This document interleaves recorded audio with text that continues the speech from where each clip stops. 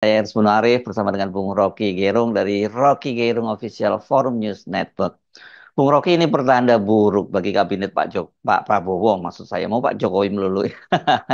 Hari pertama para menterinya bekerja sudah diwarnai dengan skandal. Kader Partai Amanat Nasional Yandri Susanto yang ditunjuk menjadi Menteri Desa kedapatan menggunakan kop surat kementerian untuk kepentingan pribadi. Kalau dalam isi suratnya yang diundang itu ada kepala desa, perangkat desa, ibu-ibu PKK untuk hadir dalam hall ibundanya dan tasyakuran gitu di sebuah pesantren tuh.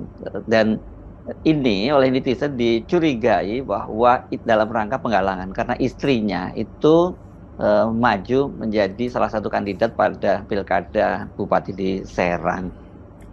Ya, pasti ini permulaan yang buruk. Seorang menteri memanfaatkan kop surat negara untuk mempromosikan istrinya.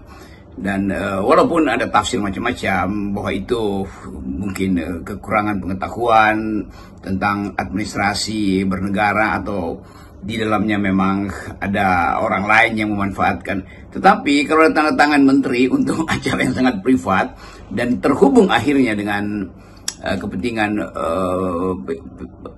pemilihan pilkada bupati yang adalah istrinya, itu dari awal udah pasti itu semacam pemanfaatan, semacam korupsi dalam pengertian yang sangat fundamental, yaitu jabatannya itu jadi andalan untuk mengorganisir dan memobilisasi opini, kan itu intinya tuh.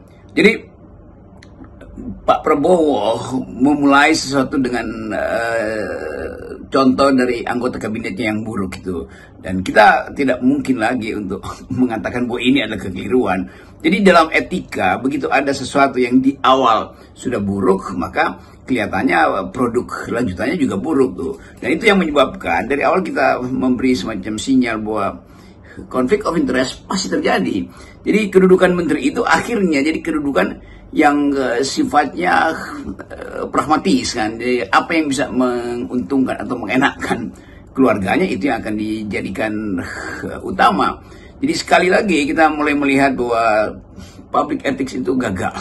Dan mestinya ada bukan sekedar teguran, ya harusnya ada semacam kesadaran diri untuk ya sebetulnya kalau ya ini kalau kita sebut di dalam tradisi Bushido ini namanya harusnya udah bunuh diri itu, dan atau mengatakan saya malu karena saya memanfaatkan kop surat negara untuk membackup istri saya. Itu poin dasarnya tuh. Jadi ini bukan soal kecurigaan netizen, tapi netizen memang bereaksi dengan cara yang tepat. Dan Pak Mahfud MD yang juga bertahun-tahun memelihara semacam etika politik atau minimal kode etik di dalam penyelenggaraan negara harus bereaksi. Jadi ini soal yang sangat serius karena ini pertama kali kita paham bahwa ada menteri yang tidak paham tentang kedudukan dia sebagai pejabat publik. Jadi sekali lagi mobilisasi ini juga akan dimanfaatkan mungkin oleh pihak yang lain atau oleh kekuasaan yang lain yang ada kaitan antara kedudukan birokratisnya atau kedudukannya di dalam struktur kenegaraan dengan kepentingan privat dia di wilayah-wilayah yang menguntungkan dia, entah secara bisnis, ekonomi, apalagi secara politis. Ya, nggak terlalu terkejut ya kalau Pak Mahfud MD bahkan termasuk yang ikut mencuit ya, menegur Pak Menteri baru ini ya. Memang saya pikir dengan fenomena netizen Indonesia yang sangat kritis itu, katakanlah kalau standar moralnya para pejabat kita memang sudah sangat buruk, ya harusnya mereka tetap hati-hati lah ya, karena semua tindakan, semua perilaku mereka itu akan diawasi dengan ketat oleh para netizen ini. Kita selalu berterima kasih pada kemampuan netizen untuk jadi independen jurnalis tuh. Kan ini semuanya, walaupun dianggap ini permainan lawan politik, tetapi juga harus ada semacam kesepakatan bahwa hukum dan etika itu harus diterapkan secara maksimal. Jadi kalau misalnya lolos tadi filter hukumnya, maka ada filter etikanya. Kalau misalnya sang menteri, siapa namanya Pak, yang dari PAN itu menganggap bahwa oke, ada yang salah, maka mestinya dia nggak tanda tangan surat itu kan. Jadi kelihatannya bahwa penggunaan kapasitas birokrasi sekarang sudah dipakai untuk kepentingan kekuasaan atau kepentingan keluarga, dalam hal ini kepentingan sang istri. Jadi positif negatifnya satu tindakan itu ditentukan oleh kontrol etiknya. Kan pejabat publik diberi semacam diskresi untuk memanfaatkan kekuasaannya, tapi dengan kontrol etik yang sempurna. Nah, kalau sekedar soal surat menyurat itu tidak dipahami, itu artinya kontrol etiknya itu buruk sekali kan. Mengerahkan ASN, mengerahkan lingkungan sekitar atas nama menteri karena kedudukan dia yang adalah anggota kabinet, itu sudah memanfaatkan feodalisme, sudah memanfaatkan hierarki yang bukan bagian dari etika publik. Etika publik hanya menghendaki supaya pejabat publik itu tahu diri, kan gak ada hukumannya.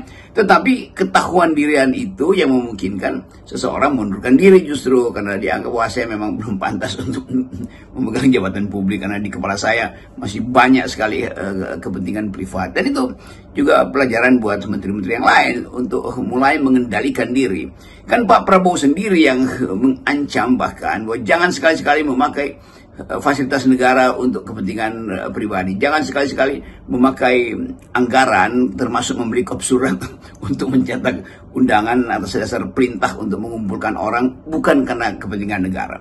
Jadi orang bertanya apa kepentingan negara di dalam peristiwa pengumpulan massa di lokasi itu.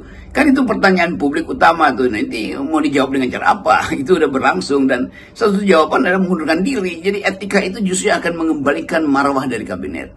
Dan Pak Prabowo tentu harus dapat informasi tentang pelanggaran etik di hari pertama Presiden Republik Indonesia memimpin negeri ini.